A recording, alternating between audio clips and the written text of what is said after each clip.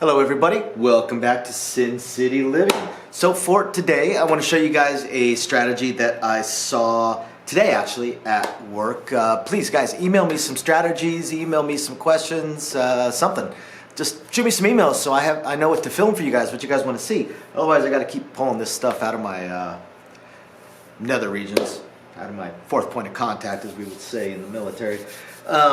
So this one, we've seen variations of it before, and I just wanted to show it to you again because I've seen it played quite a bit lately, but today's was particularly special. So, how did it work? Pretty basic, actually. It's pretty simple. It did not matter what the point was.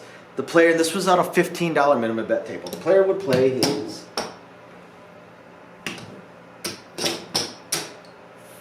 $18, 6 and 8.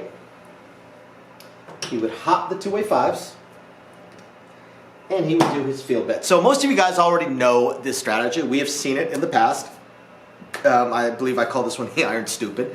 Just a variation of the Iron Cross, only we're hopping the bet. But this particular variation, when he was doing on the $15 table, is even more egregious than normal. It's got even more elements to it that just make it silly. Just make it silly and make it not work. By the way, don't forget guys, if you're looking for a online casino to practice your crap strategies on, or real low limits, or a really good sports book, or just play roulette or any of the other games, check down below. I found a pretty good one, pretty slick. You know, I used to use an online casino to try out my roulette strategies. It turned out all my roulette strategies suck. But if you're curious, just check the description down below, or check the link down below.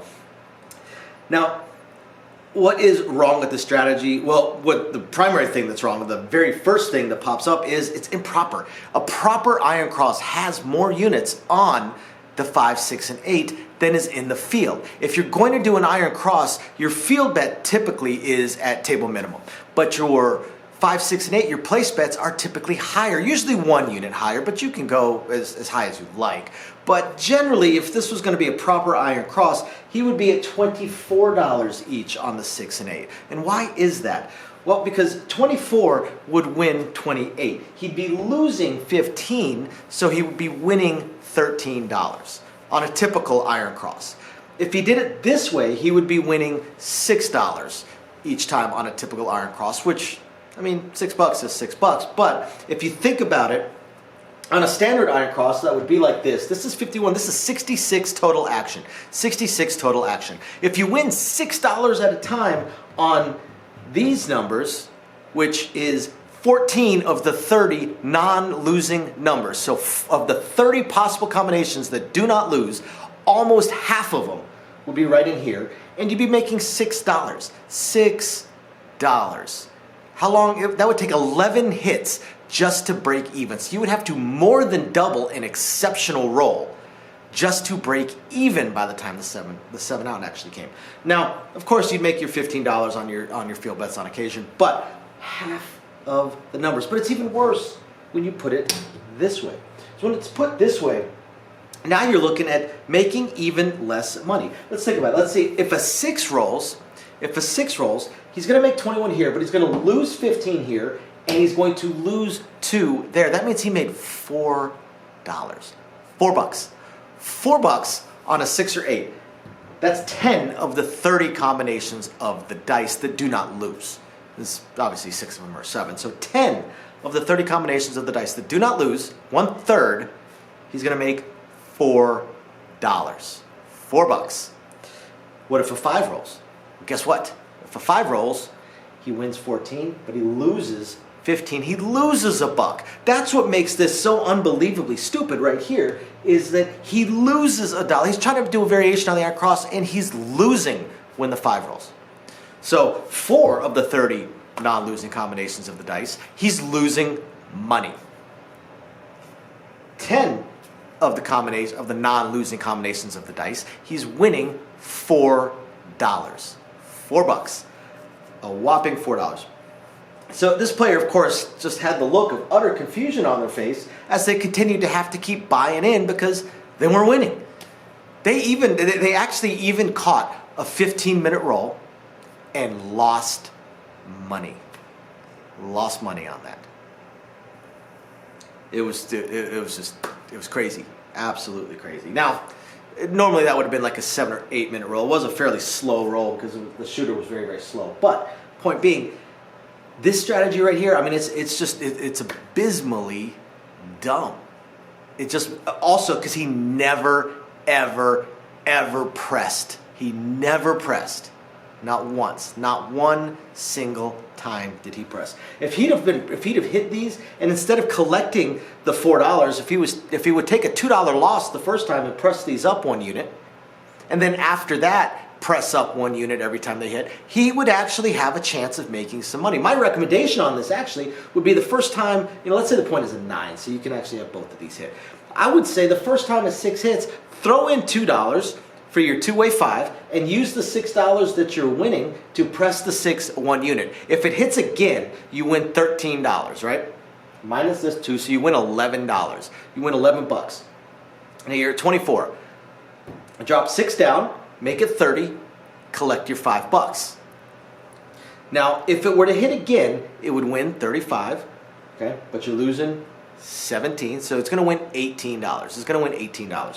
What I would recommend at that point, collect your $6, press the 8 up to 30, if it's still at 18. If it's not, if it's at say 24, then you collect a little bit more, just and press the 8 up to 30. After that, now either one of these hits and you're winning, what did I say, $18. You're winning $18, so collect $3, do a $15 5. I actually stop doing this, so collect $5, do a $15 5. Either one of these hit, do a $15 4, $15 10. Then you can start pressing those up individually as well. If he'd have caught that 8-10 minute roll playing it like this, he actually would have won a couple $100. Nothing too crazy because he wasn't betting super crazy amounts of money, but he at least would have stood a chance of winning. That's the thing. As we've shown in the past, the Iron Cross, just like any other strategy, does not work very well. It will not hit a win condition unless you're pressing. For most people. I did talk to somebody today that told me that their win condition is only $40 or $50. They're only trying to win $40 or $50 and then they walk away. They have a terrible strategy. It's weird. It's partial regression, partial superstition. It's a really weird strategy. But basically he's just hoping to hit 4 or 5 numbers and then walk away, go home. Strange, but okay, that's a pretty realistic win condition, and this kind of strategy may actually work with that. Although, again, you have to catch an exceptional roll. If you catch a 20-minute roll just same betting like this guy did, yeah, maybe you'll win your $40 or $50. Maybe. Probably not, but maybe. But if you're pressing it just the smallest bit, as we've shown in the past, pressing 1 unit is an incredibly underrated way of playing. So do it that way. And then once you have, what I would look for if I was playing this, I would look to try and get to this first, and then this. Well, I'd probably try and get to this before I try to get to anything else. Get rid of that stupid hopper. We're losing money every single roll is just dumb. So, but either way, I would try and get to this, and then after I got to this, I would be shooting for this. Because he would every so often place the point, and then I would shoot, but generally not. Then I would shoot for this, and at that point I would stop doing this, and maybe I'm doing a $5 horn high 12. Horn high 12 or horn high aces, but I'd probably go for a horn high 12. That way I don't feel like I'm missing out if a 12 rolls knowing that 15 would have gotten paid 45. That way my $5 gets paid 57. But it's less. That's a 1 roll bet, just like this is a 1 roll bet, so what the hell? Because you've already got the rest of the 4, 5, 9, and 10, so you might, just do a little hopper, and you've got your hop the horn high 12, and you've got all the numbers, your little horn bets like you're trying for. Like that, to me, that would be the best way to do it. If you got $15 on the field and a 12 rolls, you win $45. If you've got a $5 horn high 12 and a 12 rolls, you win $57. If a 2 rolls here, you win $30. For 2 rolls there, you win $26. $4 less. And you win $15 on a 3 or an 11. There you would win $11. Again, a little bit less. But if a 4, a 9, or a 10 rolls, you're going to win 15 there. Over here, you're going to win either 21 or 27. And then again, just press it 1 unit. My ultimate goal, if I was doing this, would be to reach this. If you just reach 160 across, and you're not hyper aggressive, you don't have, $5,000 win condition, even $1,000 win condition, you can actually be pretty happy sitting just with this. This hurts us deep in our soul when we see someone that just same bet, same bet, same bet, same bet. But I can't tell you that someone that hits 160 across or just starts at 160 across, or even just 135 if they're betting the point over there, don't need a field bet, don't need a horn bet. They just have this and they catch a 20, 30-minute roll. Even 15 minutes. They could catch a 15-minute roll after they've reached this point. They're going to have a profit of a few $100s in their rail, a few $100. Right? They catch a 45-minute roll. I've seen someone with this win almost $1,000. Now they had to catch about a 50-minute roll, 50, 60-minute roll, but it's not terrible. I mean, you get this at the minimum, you're collecting $35 at the lowest hit. Anything higher, you're collecting 50. Well, 49 technically. So that means that every 3 rolls, you are making $100 minimum. You're making over $100 every 3 rolls. Mix in some 4s and 10s. You could say every 5 rolls, every 5 hits, you're making approximately $200. It's not bad. Figure every 5 minutes you're making $200. 5 to 6 minutes you're making $200 if you hit this, and you just same bet it. You just same bet it and collect $200 every 5 minutes. Catch a 20-minute roll, you made $800 theoretically, roughly, right around there. So there you guys go. I thought you guys might find this interesting. Thank you everybody for watching. I hope you find it interesting, illuminating, enlightening, or at least just plain fun. We will catch you guys next time. Bye now.